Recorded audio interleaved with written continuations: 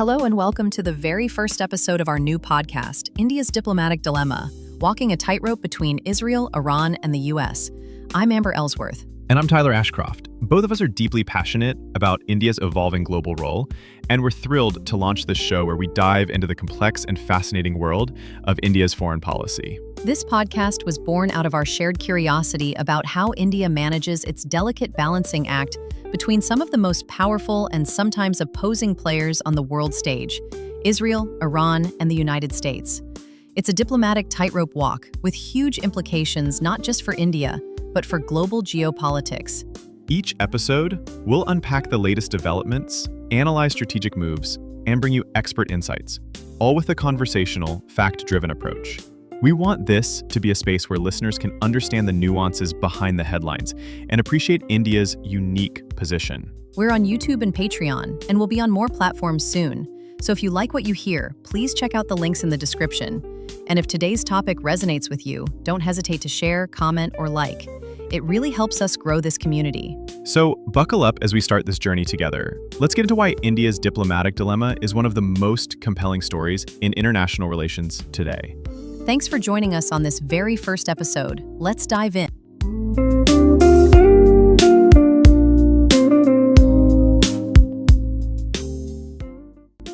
To really understand India's current diplomatic dilemma, let's rewind and look at how these relationships with Israel, Iran, and the US actually took shape. It's easy to forget just how much history, strategy, and sometimes sheer pragmatism is behind every handshake and press release. Absolutely, Amber. Let's start with India and Israel. For decades after independence, India kept its distance from Israel, mainly due to its support for the Palestinian cause and its need to maintain good relations with Arab nations. But here's a surprising fact. India was actually one of the first non-Arab countries to recognize the State of Israel back in 1950. However, it wasn't until 1992, over 40 years later, that the two countries established full diplomatic relations. Since then, the partnership has quietly flourished, especially in defense and technology. And that's not just talk. Today, India is Israel's largest arms customer, accounting for nearly 46% of Israel's total defense exports in some recent years. That's a staggering figure, confirmed by multiple defense trade reports and international think tanks. If that surprises you, let us know in the comments or share this episode. All of the links are in the description. Now let's pivot to Iran. India's relationship with Iran is equally complex, but for different reasons. Iran has been a crucial energy supplier for India, at one point providing almost 11% of India's total crude oil imports. But beyond oil, Iran is India's gateway to Afghanistan and Central Asia, especially through the Chabahar Port project, which gives India strategic access to regions otherwise blocked by Pakistan. And here's another fact. The Chabahar Port is the only port outside its own borders that India has developed and operates. That's a clear sign of just how vital Iran is to India's regional ambitions. But of course, this relationship is always under pressure from international sanctions and shifting US policies. Speaking of the US, India's ties with America have transformed dramatically in the last 2 decades, from Cold War suspicion to what's now called a comprehensive global strategic partnership. The US is now India's largest trading partner and a key defense collaborator. The US-India relationship has seen major milestones, from the civil nuclear deal in 2008 to the recent expansion of defense and technology partnerships. But here's a third fact that might surprise you. Despite all the talk about India's closeness with the US, India has never been a formal military ally of any country, including the US. India's foreign policy doctrine of strategic autonomy means it keeps its options open, even as it deepens ties with Washington.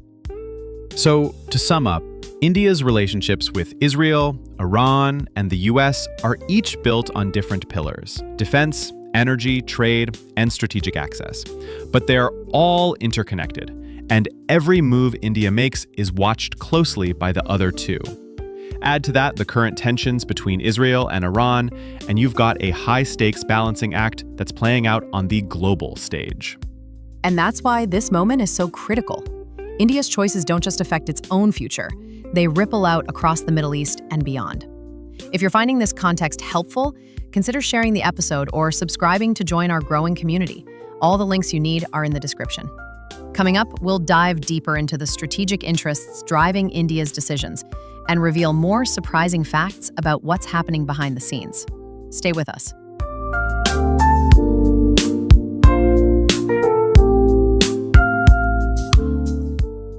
Now that we've set the stage, let's dig into the nuts and bolts of India's diplomatic strategy.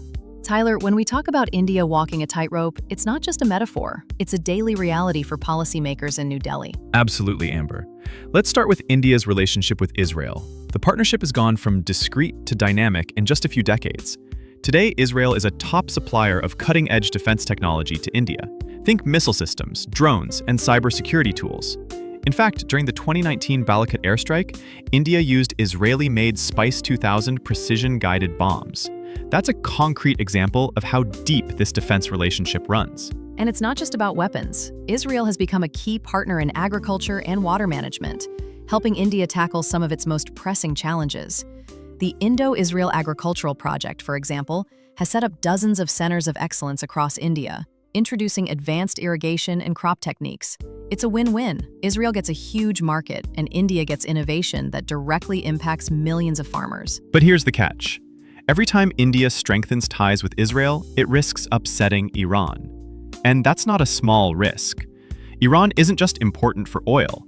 It's India's main route to Afghanistan and Central Asia, especially with the Chabahar Port.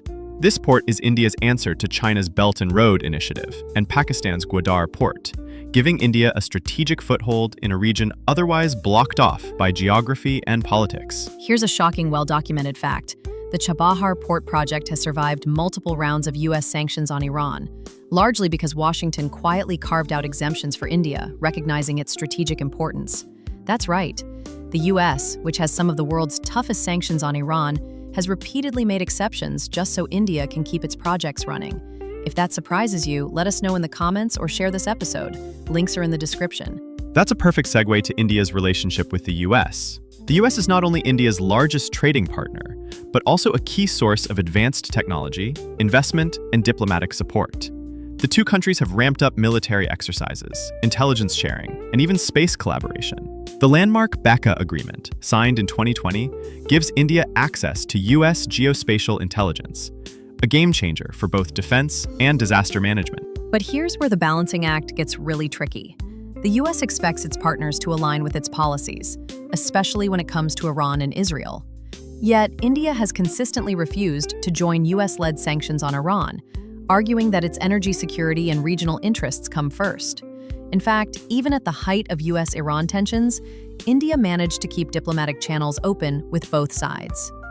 And let's not forget, India is the world's third largest oil importer, and at its peak, Iran supplied almost 11% of India's crude oil needs.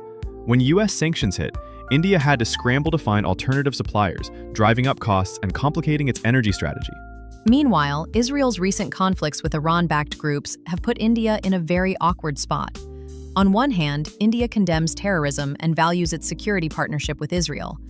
On the other, it cannot afford to alienate Iran, which is crucial for its connectivity to Central Asia and for maintaining its delicate balance in the Muslim world. Here's another surprising triple-sourced fact. Despite intense pressure from both Washington and Tel Aviv, India has never publicly taken sides in the Israel-Iran proxy conflicts.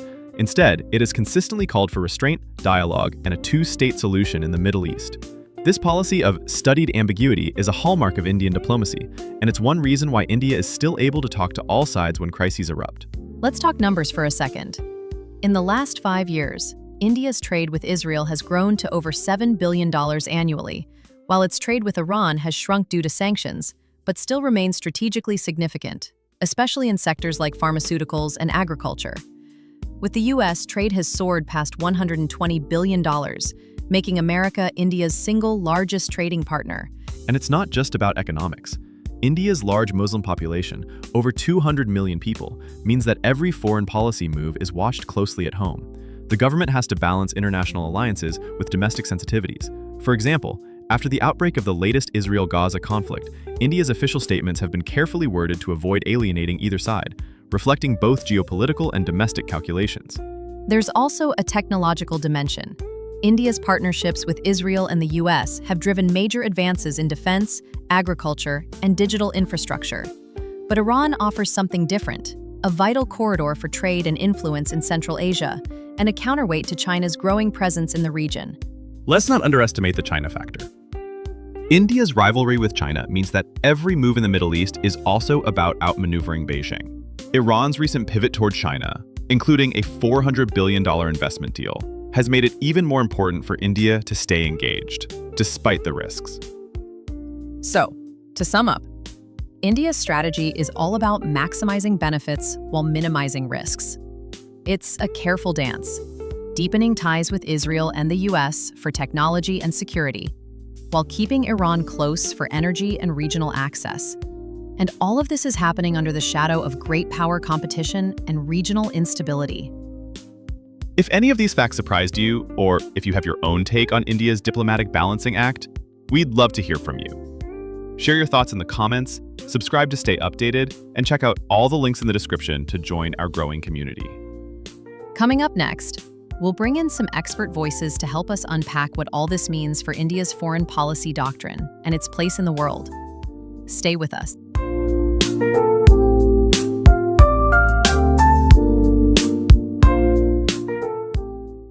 Now, let's bring in some expert perspectives to help us make sense of India's approach.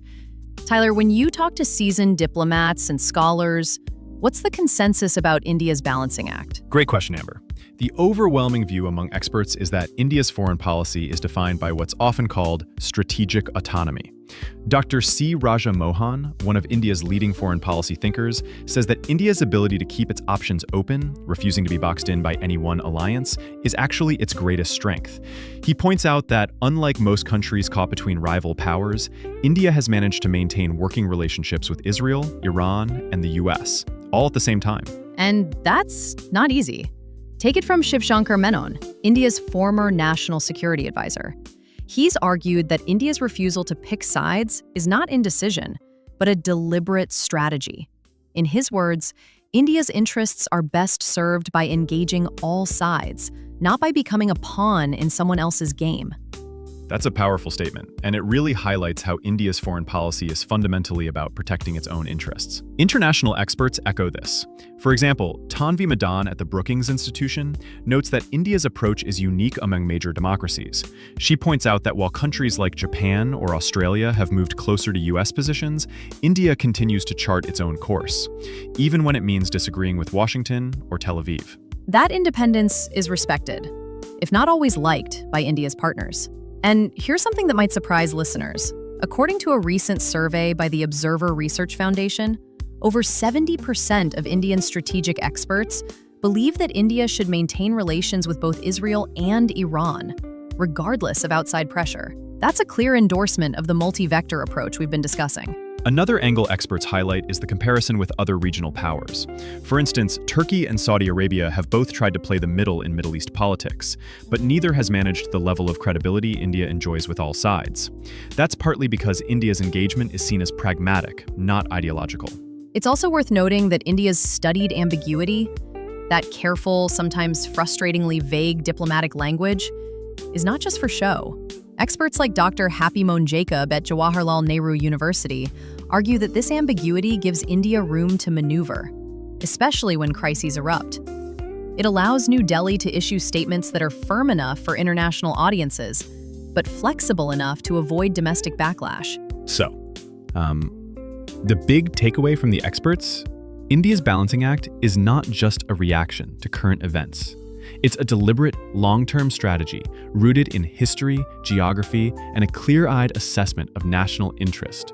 And so far, it's paid off, giving India a seat at the table with all the major players. If you appreciate these expert insights, consider sharing this episode or subscribing to join our thoughtful community. All the links are in the description, and your engagement helps us keep this conversation going. Up next, Amber and I will debate the risks and rewards of India's approach and what could happen if the balance tips. Stay tuned.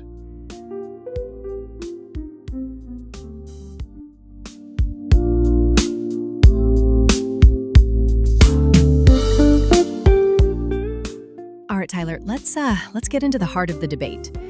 India's strategy of balancing between Israel, Iran, and the US is impressive, but it's not without its critics. Some say this tightrope walk could backfire. What do you think are the biggest risks if India keeps trying to please everyone? It's a real concern, Amber. One major risk is that India could end up alienating all sides if it's seen as too neutral or opportunistic. For instance, if the US and Israel push for a stronger stance against Iran and India hesitates, Washington might start questioning how reliable India is as a strategic partner.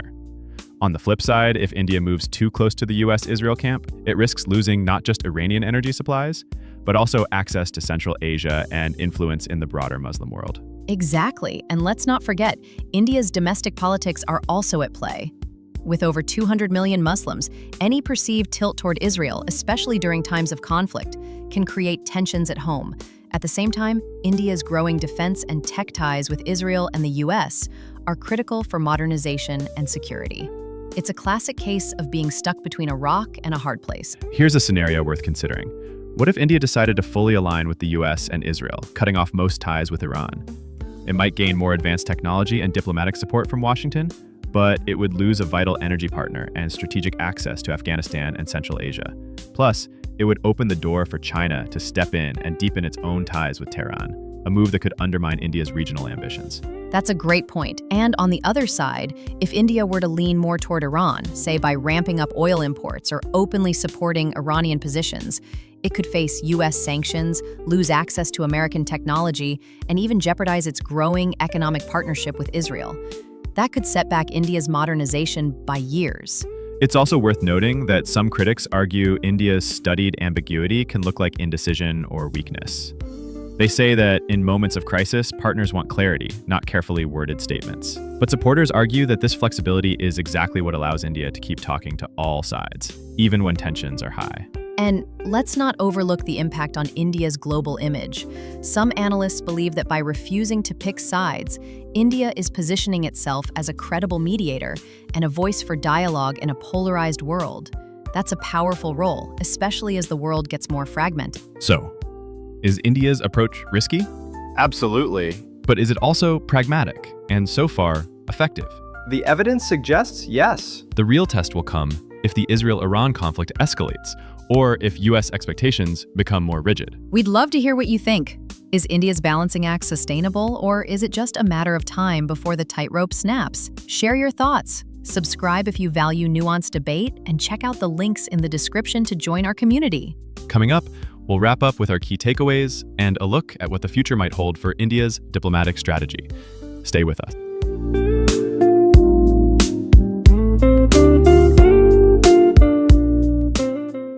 As we wrap up this first episode, let's step back and reflect on what we've uncovered.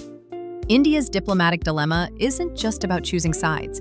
It's about navigating a complex web of relationships, interests, and values in one of the world's most volatile regions.